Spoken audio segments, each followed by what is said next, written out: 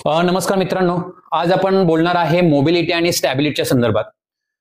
ज्यावेळेला आपण मुदगलचे व्यायाम करत असतो त्यावेळेला आपल्या जॉईंटची मोबिलिटी आणि स्टॅबिलिटी असणं खूप गरजेचं आहे. आता स्टॅबिलिटी म्हणजे काय?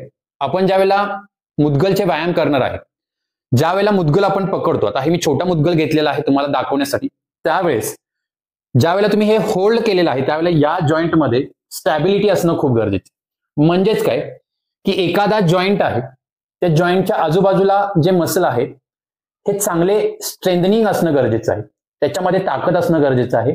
ओके, त्यावेळेला त्या जॉईंटला एक स्थिरता येऊ शकते. तुम्ही ती ऍक्टिव्हिटी कोणतीही ज्यावेळेला तुम्ही मुवमेंट करणार आहे त्यावेळेला ती व्यवस्थित करू शकता, इंजुरी फ्री. म्हणजे स्टॅबिलिटी असेल तर तुमची दुखापत जी होणार आहे तुम्हाला हे करताना ती होणार नाहीये. शोल्डरची स्टॅबिलिटी म्हणजे काय, तर हे मी रोटेटरी कप मसल या व्हिडिओमध्ये सांगितलेले आहे.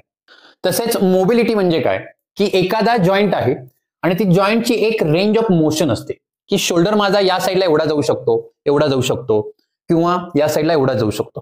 तर प्रत्येक जॉईंटची एक मोबिलिटी असते, म्हणजे माझी रिस्टची मुवमेंट ही अशा पद्धतीने होते. तर ती मोबिलिटी चांगली असणं गरजेचं आहे.